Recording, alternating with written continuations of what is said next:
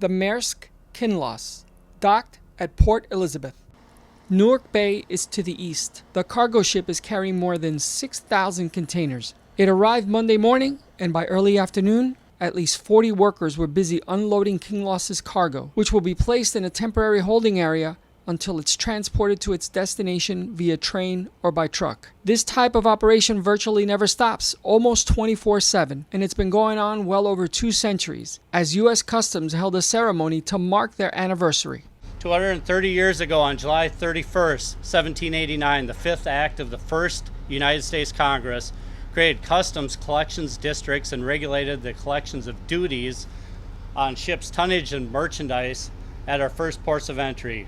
5 days later, on August 5th, 1789, Captain James Weeks sailed his brigantine Perseus into the New York harbor with miscellaneous cargo from Leghorn, Italy.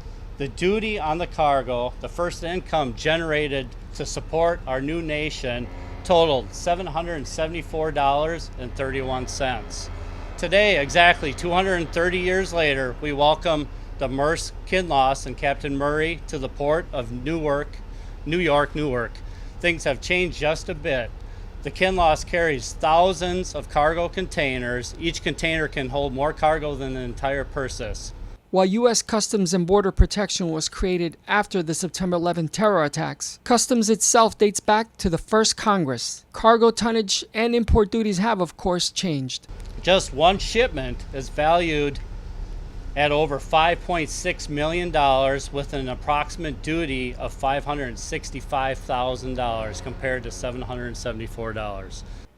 Ensuring that cargo arrives safely and preventing unwanted cargo is a daily challenge. The Coast Guard works closely with Customs.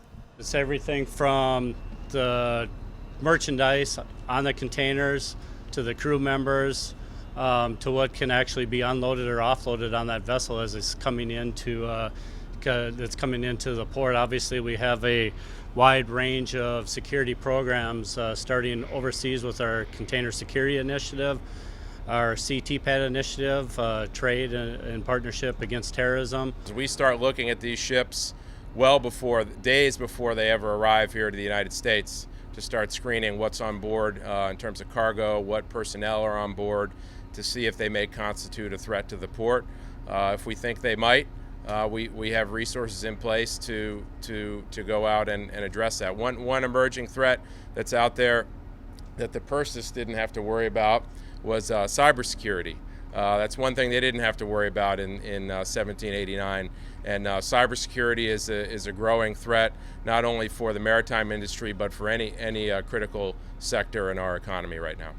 If you think of a spectrum from a port security perspective, it could be a small violation from a security breach, somebody trespassing on the facility here, to maybe a stowaway on the vessel, all the way up to higher end threats, whether it's recognized terrorist organizations trying to do something nefarious on the ship, smuggling activities like large loads of drugs that we've seen in these other cases, or smaller loads, cybersecurity threats, rad nuke threats. Both of our agencies are working in that space as well. So it's the full spectrum of challenges that we have to deal with. According to the Coast Guard, New York area ports present unique challenges.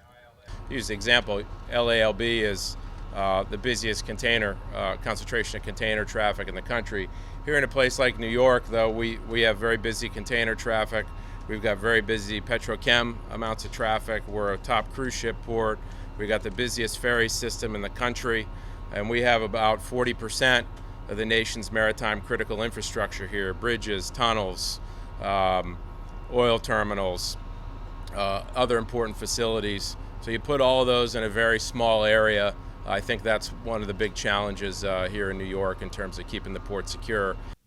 International trade is a major component of the nation's economy. As quickly as this ship is unloaded, it will be reloaded with outgoing goods and on its way within 18 hours. According to the U.S. Department of Commerce, exported goods and services supported 10.7 million jobs in the U.S. in 2016. Many government entities and private industry play a role. The Coast Guard, for example, works closely with Customs. We remain joined at the hip today, leveraging our complementary authorities and capabilities, conducting joint operations, and working together to keep our port safe. Perhaps the best symbol of our close lineage and relationship is our respective ensigns, which are nearly identical, with the seal of the U.S. in the upper left corner and 16 vertical red and white stripes signifying the 16 U.S. colonies at the time this ensign was created in 1799. Customs facilities, Coast Guard facilities, and Coast Guard cutters still proudly fly this ensign today as an unmistakable symbol of our unique authorities for all to see. Approximately 1/3 of the nation's GDP is generated within 250 miles of this port, and the people, goods, and commodities that flow through this port are literally and figuratively the fuel behind this vital economic engine. The Denmark-based Maersk is where private industry comes in. The international shipping company, the largest in the world, is also a player in the oil business. Last month, Maersk celebrated its 100th anniversary of calling the United States. So what you saw here today pretty much probably happened as it did 100 years ago. You can see that trade has expanded since then. We're now talking $2.6 trillion of trade import into the United States. The entire purchase could fit on board the Maersk Kinloss in one lift. The very first container ship that sailed from the United States to Rotterdam sailed from this port with 236 containers on board, and that was in 1966. So here we are almost 50 years later, 50 years for me.